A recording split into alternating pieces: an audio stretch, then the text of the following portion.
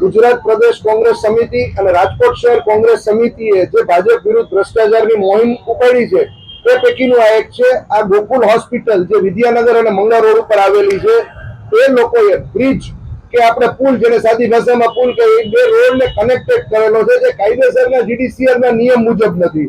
આ લોકોએ જનરલ બોર્ડમાં ઠરાવ કરી ને ઠરાવ નંબર 71 2019 ની અંદર ઠરાવ કરીને આ બ્રિજને મંજૂરી આપવામાં સ્પેશિયલ કેસ તરીકે આપી છે।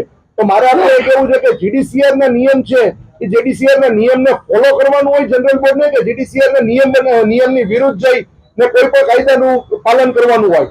તો આ માટે થઈ અમે હાઈકોર્ટના અમારા એડવોકેટ દ્વારા ગોકુલ હોસ્પિટલના એમડી અને કમિશનર, રાજકોટ મ્યુનિસિપલ કમિશનર બંનેને અમે લોકોએ હાઈકોર્ટમાંથી સ્ટેચ્યુટરી નોટિસ આપી છે। નોટિસનો સમય પૂરા થયા બાદ જો આમાં કોઈ પણ નિર્ણય લઈ લેવામાં આવે તો અમે આની વિરુદ્ધ પીઆઈએલ કરશું, જેથી કરીને કોર્ટમાં આનો જે જીડીસીઆરનો નિયમ છે એને ફોલો થાય। 2019 થી પણ અમારે ધ્યાન ઉપર આવ્યું ત્યારે અમે લોકોએ શું કર્યું કે અમે લોકોએ પહેલા આરટીઆઈ કરી, આરટીઆઈમાં બધી વિગત મેળવી। આરટીઆઈની વિગતની અંદર પણ એવું છે કે આ જીડીસીઆરના એ લોકોએ અમુક ટર્મ્સ એન્ડ કન્ડિશન્સ રાખી છે કે આના સ્ટ્રક્ચર ડિઝાઇનર કોણ છે, આના સ્ટ્રક્ચર ડિઝાઇન કેવી છે, આની સ્ટેબિલિટી શું છે, આની અંદર કેટલું સ્ટીલ યુઝ કરવામાં આવ્યું, આની અંદર આજુબાજુના રહેવાસીઓનું એનઓસી લેવામાં આવ્યું કે નહીં, પણ એની હજી લગી અમને કોઈ માહિતી આપવામાં આવી નથી।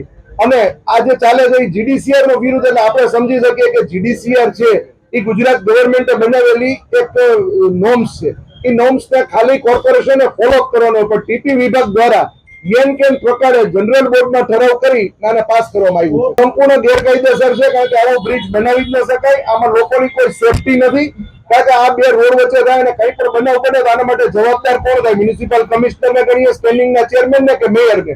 તમારે લોકોને કેવું છે કે આપણે એટલાન્ટિસનો બનાવ બન્યો, વિવેકાનંદ પેલા આપણે જે શિવાનંદ હોસ્પિટલનો બનાવ બન્યો, આ ટીઆરપી ગેમ ઝોન બન્યું, તો હજી લગી કોઈ જવાબદારી સ્વીકારી નથી। તો આમાં કઈ પણ બનાવ બનશે તો એમાં જવાબદારી કોની રહેશે? રાજકોટ મહાનગરપાલિકાનું ભાજપનું શાસન ઘણા વર્ષોથી રાજકોટમાં શાસન કરે છે અને ગુજરાતમાં પણ છેલ્લા 30 વર્ષની આસપાસ એ લોકોનું શાસન છે।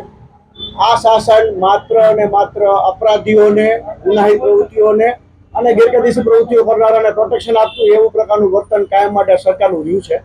વારંવારના બનાવો બન્યા છે, આપણે જોયું છે ગુજરાતમાં ઘણા બનાવો બન્યા, રાજકોટ મહાનગરપાલિકામાં આવડા અઘટિત બનાવો બની ગયા, તેમ છતાં પણ ભ્રષ્ટાચારની એક પરંપરા સમૂહ આ ભાજપ શાસન આજે પણ આવા ગેરકાયદેસર નિર્ણયો કરી અને પ્રજાના જીવને જોખમમાં મૂકી અને પોતાના વ્યક્તિગત હિતોને સાધવા અથવા પોતાની પાર્ટીના હિતોને સાધવા માટેના કાર્યક્રમો કરતી હોય એવું જણાય છે। આ કેસમાં જે ગોકુલ હોસ્પિટલને બ્રિજ રોડ પર બ્રિજ બનાવવા માટેની પરમિશન જનરલ બોર્ડમાં આપવામાં આવી છે, એ જનરલ બોર્ડનો જે ઠરાવ છે ગુજરાત રાજ્યના જીડીસીઆરના નિયમો વિરુદ્ધનો છે।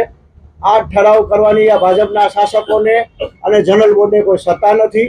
અમે એ બાબતની કાયદેસરની બધી લીગલ જે પ્રોસેસ અમારી છે એ જાણી અને પછી અમને એવું લાગ્યું કે આ બાબતમાં અમારે પ્રજાના હિતમાં ચેલેન્જ કરવી છે, એટલે અમે આજે આ બે મ્યુનિસિપલ કમિશનર શ્રી રાજકોટ અને ગોકુલ હોસ્પિટલના સત્તાધીશોને નોટિસો પાઠવી છે।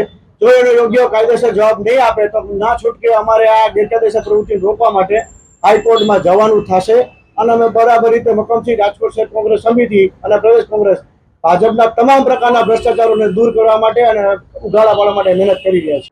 સાંજ સમાચાર ફેસબુક પેજને લાઇક કરો, વિડીયો શેર કરો અને વધુ વિગતવાર સમાચાર માટે sanssamachar.net વિઝિટ કરો।